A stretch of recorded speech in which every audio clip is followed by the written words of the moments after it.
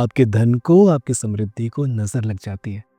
आपकी संपत्ति अचानक से गायब होनी शुरू हो जाती है, आपकी कमाई अचानक से खपनी शुरू हो जाती है। या तो पैसे आ नहीं रहे, या तो आ अच्छे रहे और जा भी अच्छे से रहे, या ये कहें जा बुरे से रहे।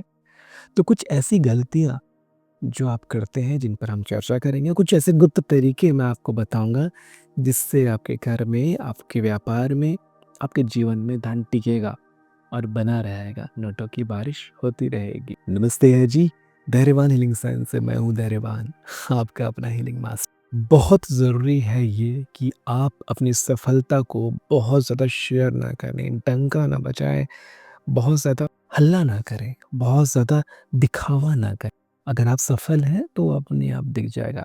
ठीक है, हम मानते हैं कि fake it till you make it.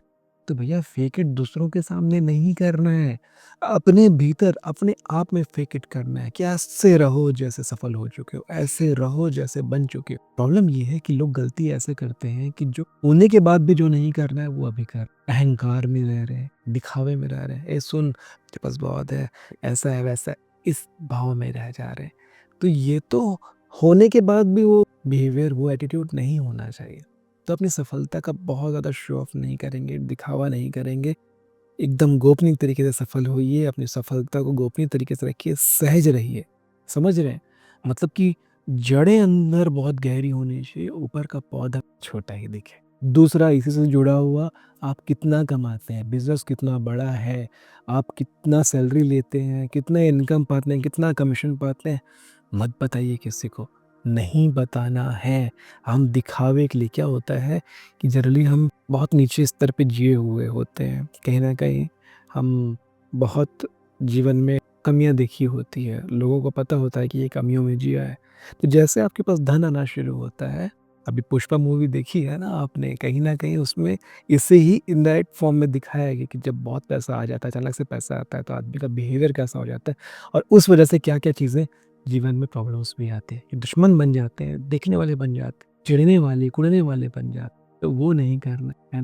अपनी इनकम को, अपने पैसों को हमेशा हाइड करके रखिए।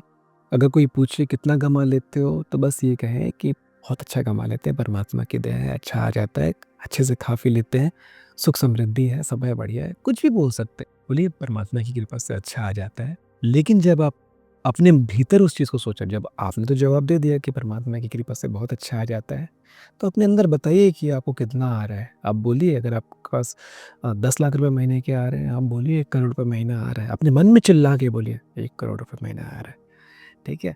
और तब आपके तेज में वो दिखेगा। मुँह से आपने कुछ नहीं बोला लेकिन आपके तेज में दिखेगा वो कि भैया ये बढ़िया कमा रहा है, तो वो ऐसे ही इज़्ज़त करेगा आपकी। और एक बात बहुत अच्छे से कहा करते थे हमारे गुरुजी कि बोलो ना दाल-रोटी अच्छे से चल रही है। आप थोड़ी बता रहे हो कितने लोगों की दाल-रोटी चल रही है आप, ये चल सकती है आज से, है ना? हो सकता है 1 लाख लोगों की दाल-रोटी चल रही हो आपसे, हो सकता है 10 लाख लोगों की दाल-रोटी चल रही हो, इतना कमा लेते हो आप, है ना? तो सिर्फ़ दाल-रोटी चल रही है बोलने से वो कोई नकारात्मक भाव नहीं है। आप अपने आप को तो जानते हैं ना कि इतना कमा रहे हैं जिससे लाख लोगों की दाल-रोटी चल सकती। ये 2 गलतियाँ थी जो नहीं करनी है। तीसरी, अब मैं टिप्स देना शुरू करता हूँ कि क्या करना है चाहिए। सुबह जब भी आप काम से निकलते हैं और शाम को जब घर वापस आते हैं तो खाली हाथ नहीं लौटेंगे। खाली हाथ लौटने से ना एक भाव होता है, सबके अंदर एक भाव होता है कि कुछ भी तो नहीं किया। हाँ, यूनिवर्स को भी आप कोई सिग्नल नहीं दे रहे। तो खाली हाथ नहीं लौटेंगे। कोई फल, कुछ मिठाई, कुछ खाने-पीने की चीज़, घर का कोई सामान, कुछ अच्छी चीज़ ले आओ और कुछ ना मिले तो एक फूल या आखिर से आखिर एक पेड़ का पत्ता उठा कर ले आओ, ज़मीन से उठा, तोड़ कर लाने की ज़रूरत नहीं है भाई, है ना? ज़मीन से गिरा हुआ पेड़ का पत्ता उठा कर लेके घर आइए और पूजन स्थल पे रख दीजिए या घर के गमले में रख दीजिए या घर में पानी के पात्र में उसको बाहर रख दीजिए, वो पत्ता वहाँ रहेगा। तो खाली हाथ घर नहीं आना है, कभी भी घर से आप बाहर गए हो लंबे समय के लिए, 6-7 घंटे के लिए, 5-6 घंटे के लिए काम पे गए हो, वापस आ रहे हो, कुछ ना कुछ लेकर ज़रूर आना। तीसरा ये है वास्तु टिप्स। वास्तु का पालन आप करें या ना करें, कोई दिक्कत नहीं है। करते हैं तो बहुत अच्छी बात है, अगर वास्तु का पालन नहीं हो रहा है, तो भी नॉर्थ ईस्ट एरिया को खाली रखें। बहुत लोगों का नॉर्थ ईस्ट में मंदिर होता है, तो अगर मंदिर है, तो वहाँ पानी से भरा हुआ जल अवश्य रखें। बहुत अच्छी चीज़ों को अगर आप रखे हुए हैं, तो वहाँ पे पानी से भरा हुआ जल रखें, अन्यथा खाली रखें। साफ रखें, सुथरा रखें। और अगर खाली जगह पे भी किसी सजावट के तौर पे पानी रखते हैं, पात्र रखते हैं, मनी प्लांट के साथ बढ़िया, एक बार मैंने बताया था मनी प्लांट का प्रयोग बताया था, आप उस वीडियो को देख सकते हैं, धन बरसेगा। तो पानी भरकर मनी प्लांट का रख सकते हैं, जिससे जल तत्व नॉर्थ ईस्ट में रहेगा। पांचवा, बहुत आम सी बात है, ऐसी बात कहने वाला हूँ जो आपने 100 बार सुनी है, लेकिन फिर से रिमाइंड करा रहा हूँ कि पैसों को हमेशा व्यवस्थित रखें, प्रेम से रखें, अच्छे भाव से रखें। कभी इस भाव से ना रखें कि कोई ले गया तो, कोई चोरी कर लिया तो, अरे ये बहुत कीमती पैसा है, मैं कुछ खराब कर दिया तो, कुछ गड़बड़ हो गया तो, ये कहीं घूम गया तो। क्यों? जैसा है उसको वैसा स्वीकार करें ना। आप ये क्यों सोच रहे हैं कि आपने कमाया है या कोई दिया है? आप सोचिए ना कि परमात्मा की कृपा से मिली है, भगवान ने दिया है, यूनिवर्स से आपको मिला है। पैसा कमाने की चीज़ नहीं होती है, पैसा अट्रैक्ट करने की चीज़ होती है। समझिए इस बात को। तो आपने उसे अट्रैक्ट किया है, आपने उसे जीवन में मैनिफेस्ट किया है, तो बहुत प्यार से कि आप बहुत प्रेम और इज्जत से इसे रखें, सँभाल कर रखें, व्यवस्थित रखें। ऐसा नहीं अब इतना भी कि भाई ये तो परमात्मा एकदम इतना भी केयरलेस और फॉर ग्रांटेड नहीं हो जाना कि फेंक रहे। व्यवस्थित रखें, इज्जत से रखें, सँभाल कर रखें और बहुत प्रेम से रखें। और ग्रैटिट्यूड करते रहें पैसों को लेकर के, धन्यवाद भाव में रहें। ना केवल आने को लेकर के, अपितु जाने को लेकर के भी। बहुत गहरी बात बोल रहा हूँ बेटा, कि जब भी पैसे खर्च करें, एक चीज़ दिमाग में बना लें, इस पैसे को खर्च कर पा रहे हैं, इस बात का धन्यवाद होना चाहिए। खुशी के भाव से ही खर्च करें।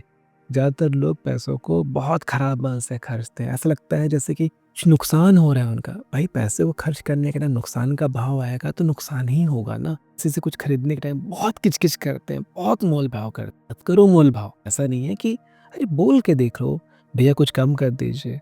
जितना आपसे सही लगता है, वाजिब है, खर्च कर दीजिए। हमेशा आपसे लेते हैं, हमेशा आपसे लेंगे। इस तरीके के भाव कर लिए एकदम किच-किच नहीं करना, एकदम किच-किच करके मोल-भाव नहीं करना। ऐसा नहीं दिखना चाहिए, यूनिवर्स में ये मैसेज नहीं जाना चाहिए कि आप पैसों को खर्च करने को लेकर के बहुत ज़्यादा किच-किच करते हो। अरे भाई, आप किसी का पैसा किसी उसका पैसा आप उसे नहीं दोगे तो आपका पैसा कोई आपको क्यों देगा? चक्र पूरा कैसे होगा? दूसरे का पैसा आप दूसरे के पैसे को रखे हो ना, ये पैसा आपके पास है, किसी को तो देना है। आप दिल पे हाथ रख के बताओ, इस पैसे को ज़िंदगी भर अपने साथ रखने के लिए तो नहीं रखे हो, चाहते हो आप। मैं आपको बोलूँ बेटा ये ढेर सारा पैसा है रखो, लेकिन तुम इसे खर्च नहीं कर सकते। अच्छा लगेगा? रख सकते हो? रखना चाहोगे? नहीं रखोगे। आप चाहोगे कि आप इसे खर्च कर पाओ। तो जब आप इंटरनली जानते हो कि ये खर्च करने के लिए ही है, तो किसी को देने में इतना खराब क्यों महसूस करना है? अब जब भी पैसे खर्च करो या तो मत ही करो, कि जब भी खर्च करो, खुशी से खर्च करो। एक लाइन अपने अंदर बसा लो, I am very happy to spend money. I am very happy to spend money. जब भी मनी खर्च किया, ये बोलिए, चाहे कैसा भी लग रहा हो, I am very happy to spend money. मैंने कि मैं खुश हूँ उस पैसे को खर्च करके, कि मेरे पास ये ऊर्जा है, परमात्मा की मुझ पर ये कृपा है कि मैं ये पैसे खर्च कर पा रहा हूँ, चाहे जिस काम में भी हो। किसी से कुछ खरीद रहे हैं, किसी को दे रहे हैं, किसी को भेंट कर रहे हैं, किसी को उधारी चुका रहे हैं, जो भी हो, खुशी से खर्च करना। छठवां और बोनस टिप्स लेकर के जाइए, उधारी मत रखिए। ये फाइनेंस करा रखा है, कुछ एक कोई चीज़ फाइनेंस में ले रखी है, वो अलग चीज़ है। कोई उधारी किसी का मत रखिए। तब वो उधारी, मेरे कहने का मतलब देखो, किसी ने आपको ब्याज में पैसा दिया तो उसको फ़ायदा हो, उसका ब्याज उसे मिल रहा है तो वो खुश है। तो वो उधारी उधारी में काउंट नहीं होगी क्योंकि आप वो चुका ही रहे हैं। लेकिन अगर किसी से आपने पैसे उधार लिए, कोई भी चीज़ उधार ली और उसके बदले आप उसको ब्याज वगैरह नहीं दे रहे हैं और आपने बस पैसे दबा रखे हैं और इस बात से उन्हें अच्छा नहीं लग रहा है, उन्हें परेशानी हो रही है। जनरली हम रिलेटिव्स के साथ, दोस्तों के साथ ऐसा करते हैं। उनसे कुछ ले लेते हैं, बोल देते हैं कि देता हूँ, देता हूँ, देता हूँ, देता हूँ और नहीं देते हैं। बहुत लोग ऐसा होते हैं जो हमारे साथ ऐसा करते हैं। हम कैसे नेगेटिव भाव उनकी तरफ भेजते हैं। तो वो भाव कभी किसी का मत लेना, जितनी जल्दी हो सके चुकाइए या फिर खुद से जाके उन्हें हमेशा इन्फॉर्म करते जाइए कि भाई मेरे पास ये दिक्कत है, इसलिए मैं नहीं चुका रहा हूँ, मेरे पास बहुत जल्दी पैसा आ जाएगा और मैं आपको इसका ब्याज भी देना चाहता हूँ, मैं आपको इसका ब्याज भी दूंगा। ये उनकी चॉइस है, वो बोल देंगे अरे नहीं नहीं भाई इतना ये नहीं, अब जब होगा आप दे दीजिएगा। मतलब आपको ये दुख दिखाना है उनकी तरफ कि आप उधारी लेकर के खुश नहीं हो, कि आप मतलब कि उनका पैसा आप रोक के रखें, इस बात से आप खुश नहीं हो। आपको भी उतनी ही खुशी मिलेगी जैसे जब आप पैसा लौटा देंगे, है ना? तो ऐसे में क्या हो जाएगा, आप दोनों एक ही साइड आ जाएँगे। आप दोनों को कष्ट है इस बात को लेकर के कि पैसा नहीं आ पा रहा है, नहीं पैसा नहीं चुकाया जा पा रहा है। तो दोनों के दोनों एक साथ उस चीज़ को मैनिफेस्ट करेंगे कि बहुत जल्दी पैसा आए और पैसा चुकाया जाए। बहुत लोग बेवकूफ़ियाँ करते हैं यहाँ पे कि उधारी 10 जगह से उधारियाँ रोक करके रखे रहेंगे और उस पैसे को कई बार रोलिंग करेंगे कि देते हैं ना जी, आपको देते हैं ना जी, कोई कहाँ जा रहे हैं, भाग रहे हैं क्या, इतना पुराना संबंध है। ये गलती मत करना, इससे आपका धन और नीचे आता जाएगा, आपकी प्रॉस्पेरिटी और नीचे आती जाएगी। और रेमेडी कर करके आप अपने धन को ऊपर भले करोगे ब्रेसलेट पहन के, क्रिस्टल पहन के, लेकिन ऐसे में धन का जाने का रास्ता एकदम खुला रहेगा। आशा करता हूँ कि ये सारी गहरी बातें, गहरी चर्चा आपको अच्छे से समझ में आई होगी। तो मिलते हैं आने वाले अध्यायों में, भी बहुत कुछ सीखना बाकी है। नमस्ते जी।